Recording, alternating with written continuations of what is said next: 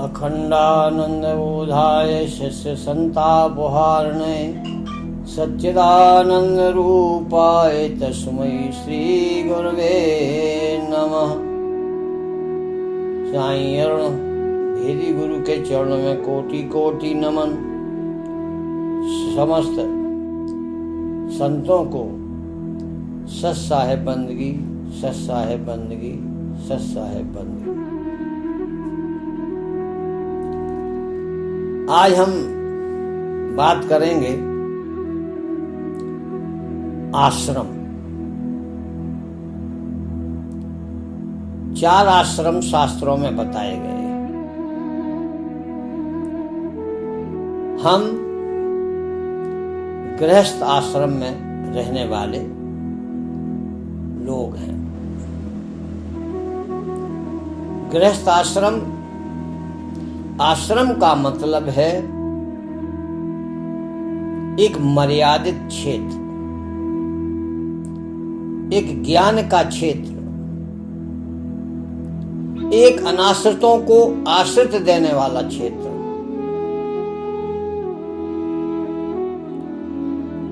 आश्रम का मतलब यही होता है जहां भटके हुए लोग जाकर के और सही मार्गदर्शन मिले, इसलिए लोग आश्रमों में जाते थे और वहां ऋषि मुनि महात्मा संत उन्हें ज्ञान के उपदेश देते थे, उनका जीवन बदल जाता था। तो हम बात करेंगे गृहस्थ आश्रम की। हर आश्रम का एक ही उद्देश्य, एक ही लक्ष्य होना चाहिए, पवित्रता, ज्ञान, प्रेम, दया, क्षमा, मैत्री, भेदभाव ना हो, स्पष्टता। ये हर आश्रम के कुछ लक्षण तुम्हें बताए। जहां स्पष्टता हो, कोई भेदभाव ना हो, पवित्रता हो, दीन दुखियों के प्रति दया हो, क्षमा का भाव हो, जीव जंतुओं के प्रति भी दया हो। आज हम गृहस्थ आश्रम में रहते हुए, गृहस्थ आश्रम सबसे अच्छा आश्रम बताया गया। परमात्मा ने आपको कितनी सुविधाएं दी हैं गृहस्थ आश्रम में। इतनी सुविधाएं जो सन्यासी अपना आश्रम बनाए हैं, साधु संत योगी लोग संत बनाते थे। अब युग बदल गया है, लेकिन वास्तविक जब ऋषि मुनि संत महात्मा होते थे, वो वास्तविक थे। तो उनका रहन सहन आप देखा, बिल्कुल सादगी का है। फूस की कुटिया बना करके रहते थे, तब वहां पवित्रता रहती थी। आज वो गृहस्थाश्रम से ज्यादा अपने आश्रमों को बनाए हैं, इसलिए उन आश्रमों में आज पवित्रता नहीं, विलासता विराजती है। वहां दया, क्षमा, प्रेम, भक्ति, ज्ञान ये कुछ भी नहीं रहा, मात्र पैसा मुख्य हो गया और आश्रम का जो लक्ष्य होता है वो समाप्त हो गया। आप गृहस्थ आश्रम में रहते हैं, सुखी होना चाहते हो, तो नियम आश्रम जैसे निभाओ। आपका घर ही तीर्थ बन जाएगा, एक धार्मिक क्षेत्र बन जाएगा, धर्मस्थल बन जाएगा। पूजा तो हम करते हैं, लेकिन पूजा करने के लिए हमें पहले क्या आवश्यक है, अपने गृहस्थ आश्रम को हम कैसे चलाएं, इन सब चीजों का हमें कोई पता नहीं। इसलिए आज हर घर में कलह है। सबका अपना अपना धर्म है। स्त्री का धर्म, पति का धर्म, सास का धर्म, ससुर का धर्म, भाई का धर्म। घर में रहने वाले जितने लोग हैं, अपने अपने धर्म का पालन करें। धर्म क्या है? नियम, अपना फर्ज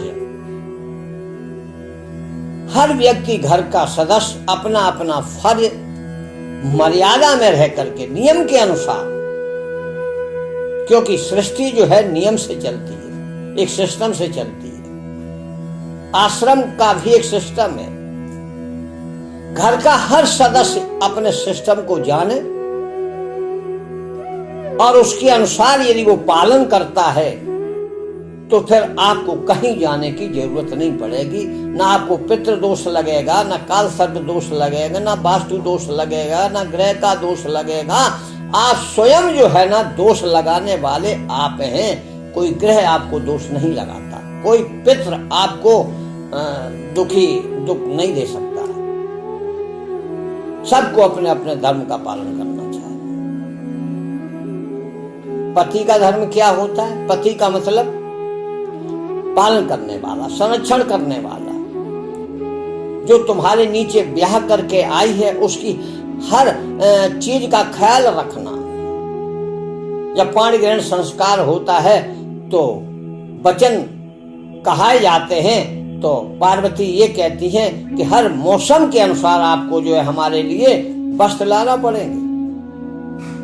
हम सहेलियों में हों तो हमें कोई ऐसी बात नहीं बोलना जो बुरा लग जाए, कुछ गलती हो जाए तो एकांत में समझा देना। अगर इन बातों का ख्याल रखोगे तो आपका आश्रम मर्यादित होगा, मर्यादा में रहेगा, चलेगा। पति का धर्म है अपनी पत्नी का हर तरीके से ख्याल रखे, अपने पत्नी से कोई भी भेदभाव न रखे, कोई भी अपनी बात को न छुपाए, दिन भर काम करे, जब समय मिले तो 10 मिनट बैठ करके सत्संग करे, अपनी बात कहे, उसकी सुने। अपनी बात नहीं है तो थोड़ी देर सत्संग, भगवान की चर्चा अपने परिवार में बैठ करके जरूर करें। जिन घरों में थोड़ा भगवान की चर्चा होती है तो वो आश्रम पवित्र रहते हैं, क्योंकि भगवान का नाम ही पवित्र करता है। व्यर्थ की चर्चा आपकी सारे वास्तु को खराब करती है। जिन घरों में व्यर्थ की बातें होती हैं वहां पितृ दोष, काल सर्प दोष, वास्तु दोष सब अपने आप लग जाते, लगाए नहीं जाते। तो पति का धर्म है पत्नी का ख्याल रखना, और पत्नी का अर्थ है पति की नीतियों पर चले, अपनी तरफ से दिमाग न लगाए। हर कुल की अपनी एक मर्यादा, हर कुल की एक पूजा पाठ है, हर कुल के एक नियम है, उसके अनुसार चले, नीति के अनुसार चले। पत्नी का धर्म है यदि पति अनीति करता है तो उसे प्यार से धर्म के रास्ते पर लाए। अनीति पर पति चले, अनीति पर पत्नी चले। हरि भक्ता हो बे पति भूत पूतनी पूजनी जोय, घर में हो में दो मती तो सुमत कहां से हो। एक मत होकर के विचार करो, फिर विचार करने के बाद उसका निर्णय लो। पत्नी अपनी चला रही, पति अपना चला रहा है, बेटा अपना चला रहा है, सास ससुर हैं उनकी सेवा नहीं हो रही है, उनके अंदर भेदभाव है, तो ऐसे आश्रम गृहस्थ आश्रम कहलाने के योग्य नहीं है। आपके घर में जो आपसे बड़े हैं उनकी सेवा करना, अपने से बड़ों को सम्मान देना। उनकी बात आपकी समझ में नहीं आ रही है तो प्रेम से अपनी बात उन्हें समझाओ। समझा बुझा करके कोई भी कार्य करोगे तो आपका गृहस्थ आश्रम कभी बिगड़ेगा नहीं। पत्नी का धर्म होता है अपने पति को नीति पर लाए।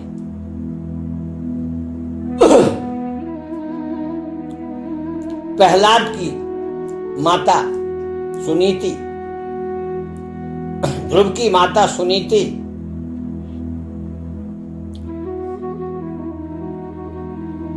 कई ऐसे भक्त हुए हैं। मीरा का पति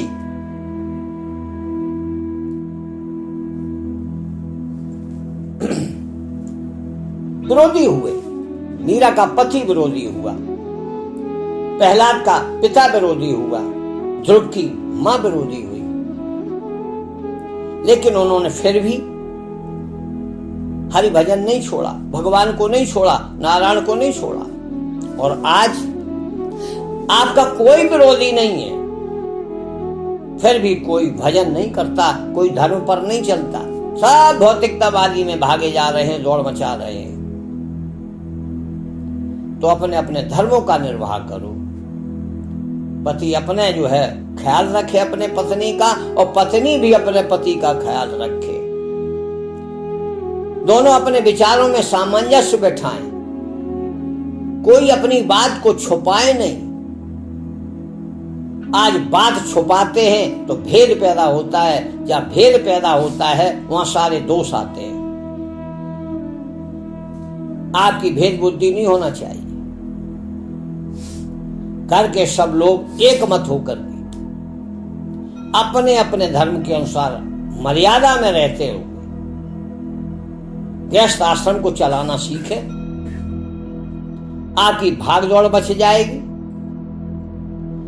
लोग बाग जाते हैं ब्राह्मणों के पास, पंडितों के पास, तांत्रिकों के पास। क्या करेंगे तांत्रिक? तुम्हारा यदि मन शुद्ध है तो तुम्हें किसी तंत्र या मंत्र की जरूरत नहीं पड़ेगी। जब तुम्हारा मन बिगड़ता है तब तुम तंत्र और मंत्र के चक्कर में पड़ जाते हो, भूल जाते हो कि को न काहू सुख दुख कर दाता, निज कृत कर्म भोग सब भ्राता। अरे उधर उधर भागते हो, हमें सुख मिले, हमें शांति मिले, हमारे गृह सुधर जाएं। कोई सुधारने वाला नहीं है। खुद सुधरो, तुम्हें अपने आप को सुधरना होगा। फिर तुम्हारा जितना भी दोष, जो भी दुख है, वो अपने आप सुधर जाएगा।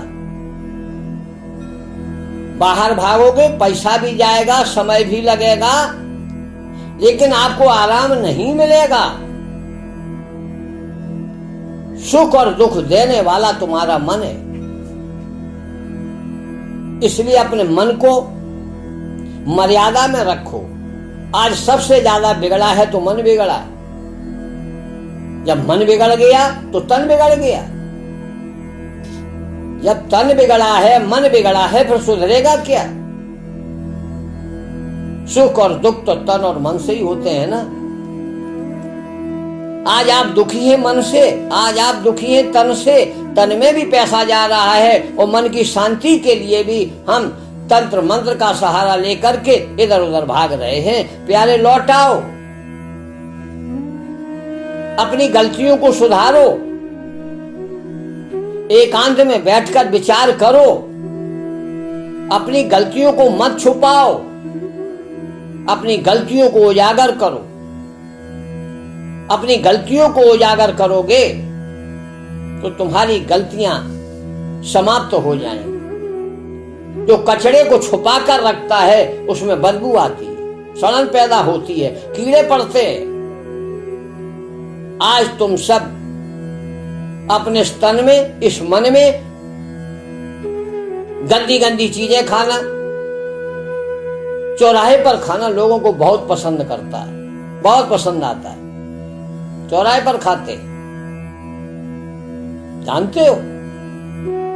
चौराहे पर खाया हुआ भोजन, चौराहे पर फूटी हुई हांडी, क्या हाल होता है?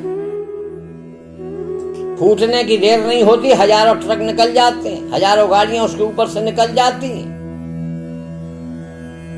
तुमने भी अपने, क्योंकि भोजन का सीधा संबंध मन के साथ है। जैसा करोगे भोजन, जैसा करोगे अन्न, वैसा ही बनेगा मन।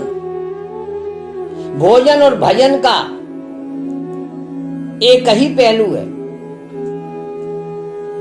इसलिए मन बिगड़ा है और मंदिर के दर्शन हो रहे, मन बिगड़ा है भंडारे चल रहे हैं, मन बिगड़ा है बड़े दान दाता बने हैं।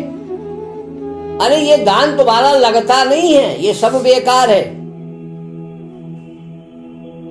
अच्छा दान तब होगा जब तुम अपने अंदर के वास्तु को सुधारो,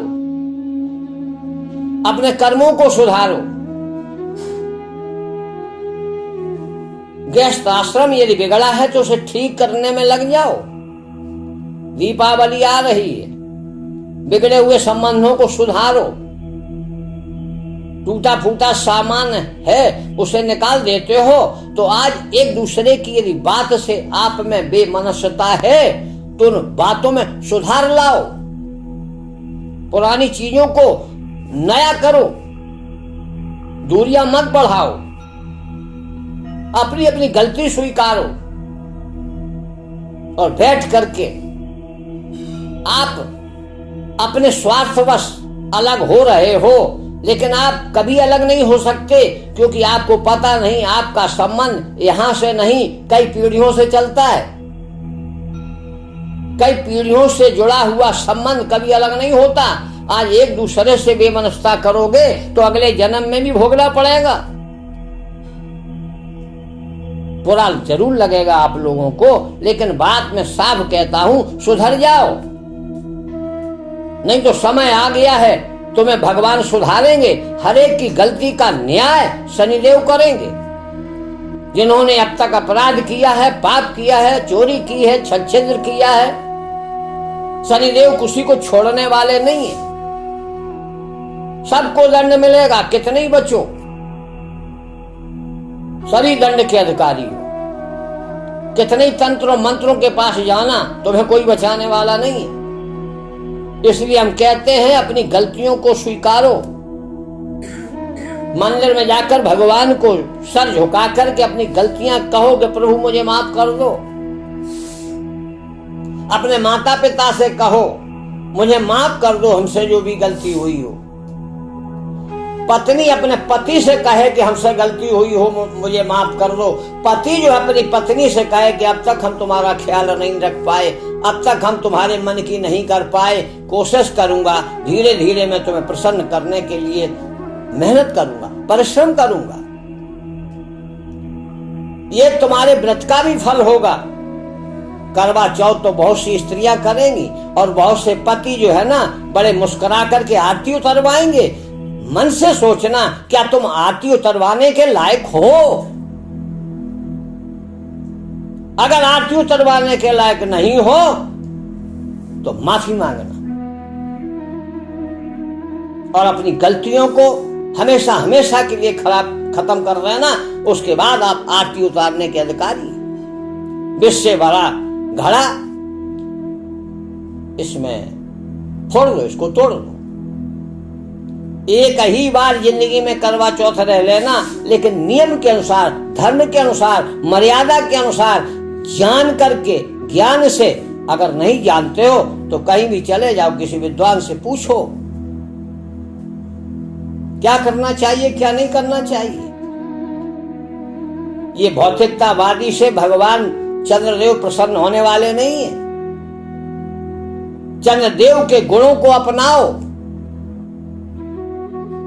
चंद्रमा की उपमा दी जाती है प्रेम से।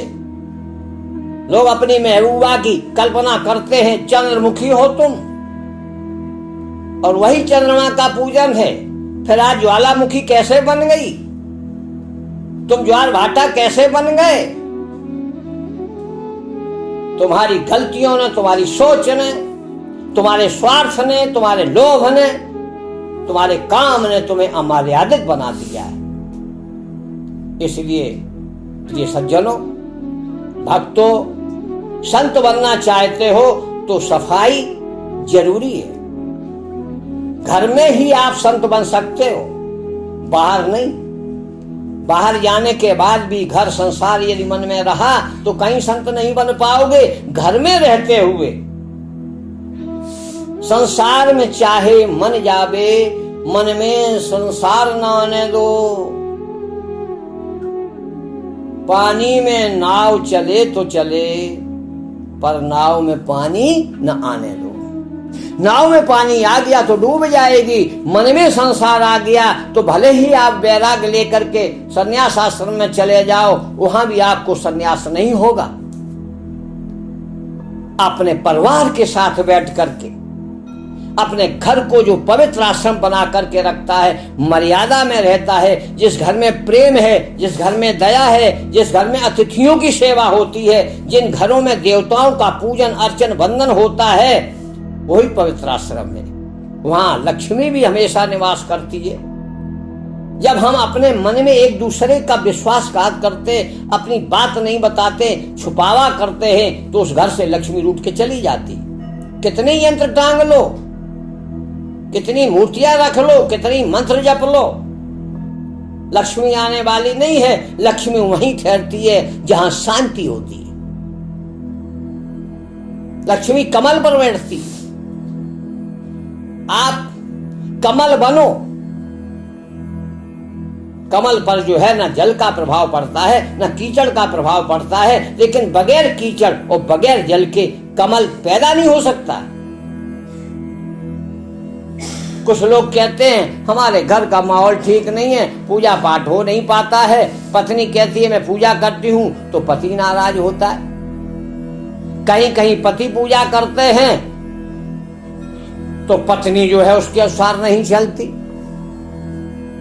अरे घर को पवित्र रखो। बाजार में घूमने से जितनी देर अपने आप को सजाते हो ना, उतनी देर अपने मन को सजाओ, अपने विचारों को सजाओ।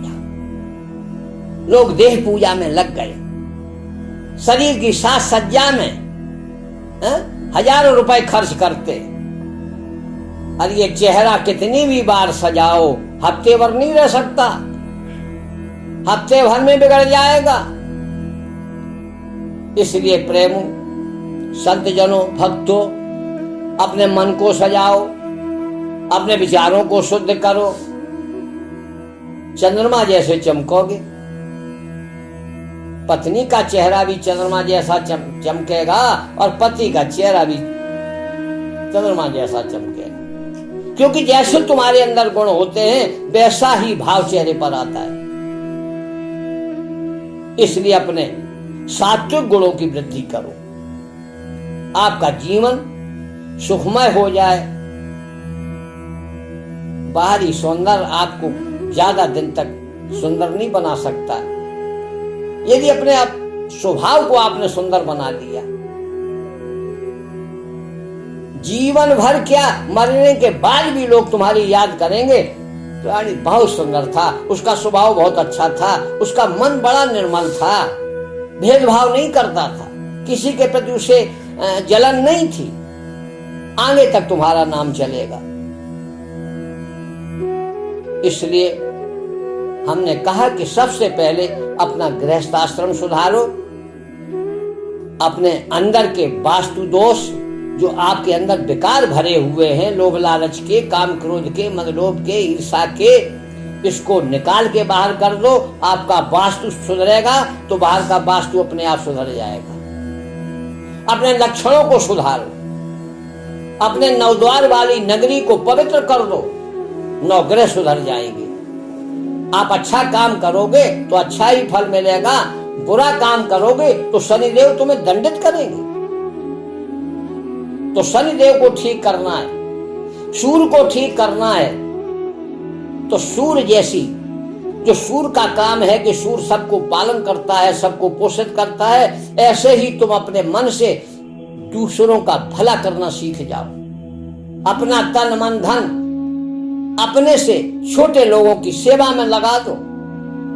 आपसे सब छोटे हैं, जीव जंतु, चींटी, मछली, कौवा, तीतर, कबूतर, इन सब की सेवा में लग जाओ। आपका सूर्य प्रबल हो जाएगा। आप वृक्षों में जल देना प्रारंभ कर दो, आप निरोगी हो जाओगे। वृक्षों को जलदान दो, प्यासे प्राणियों को जलदान दो, असहाय गायों की सेवा करो। बहुत अच्छा समय मिल रहा है, दीपावली आ रही है। ज्यादा से ज्यादा लोग जो वीडियो सुने और आप लोग भी एक दूसरे से कहें, जिन लोगों ने अपने घरों में गायों को पाल रखा है वो ठीक है। घर में पली हुई गाय को एक रोटी देना उतना पुण्य का काम नहीं है, क्योंकि उसकी तो सेवा हो रही है। आप घर से एक रोटी निकालते हो, उस गाय को खिलाओ जो बेचारी असहाय घूम रही, तब लक्ष्मी आएगी। घर में लक्ष्मी लाकर पूजा करना ये नहीं, लेकिन बाहर जो लक्ष्मी भूखी प्यासी डोल रही है उसका ख्याल नहीं है। उन्हें लाओ, नहलाओ, धुलाओ, उनकी सेवा करो। उन्हें कहीं रोग है, कष्ट है तो उनकी दवा करो। उन्हें सजा करके देखो, लक्ष्मी स्वतः आपके घर में आ जाएगी। चेतना की, जो चेतन की पूजा करता है, जो चेतन के प्रति अपना शुद्ध भाव रखता है, जो चेतन की सेवा करता है, तब लक्ष्मी आती है। मिट्टी के पुतले पूजने से लक्ष्मी नहीं आती।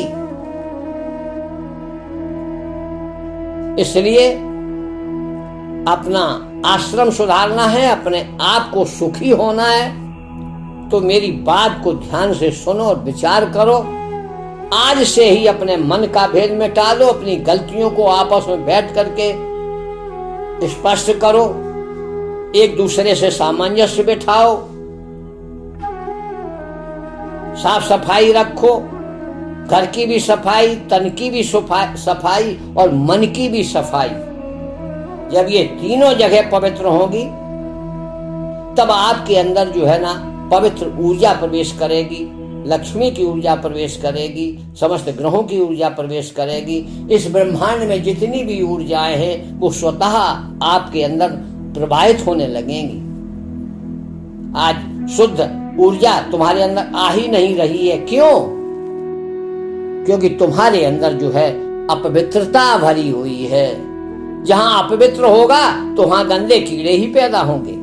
गंदगी में भी कीड़े पैदा होते, अच्छी चीज में भी कीड़े पैदा हो जाते हैं। गंदगी के कीड़े अलग हैं और अच्छी वस्तु में भी कीड़े पैदा हो जाते हैं, वो अलग हैं। लेकिन जरा भी आपने अपनी ख्याल नहीं रखा तो कीड़े कहीं भी पड़ सकते हैं। इसलिए हमेशा पवित्रता का ध्यान रखो, शुद्ध रहो, मन से शुद्ध, वाणी से शुद्ध, आंखों से शुद्ध, कानों से शुद्ध। आपका मुख क्या है? धनुष बाण है। ओठों की बनावट कैसी है? धनुष जैसी। जिह्वा तीर का काम करती है। ऐसे वचन बोलो जो लोगों को अच्छे लगे, लेकिन आप तो ऐसे वचन बोलते हो कि सुनने वाले को हृदय विदीर्ण हो जाता है। आप अपनी जबान से दूसरे को दुख पहुंचाते हो। भैया एक ही चीज है आपके पास, उससे चाहे अच्छे काम कर लो, चाहे बुरे काम कर लो। बुरे काम का बुरा नतीजा, अच्छे काम का अच्छा नतीजा। इसलिए अपने आश्रम को पवित्र रखो। खुद पवित्र रहोगे तो तुम्हारा पूरा घर पवित्र रहेगा और घर ही तीर्थ बन जाएगा। रमैया राम नमो नमः, रमैया राम नमो नमः।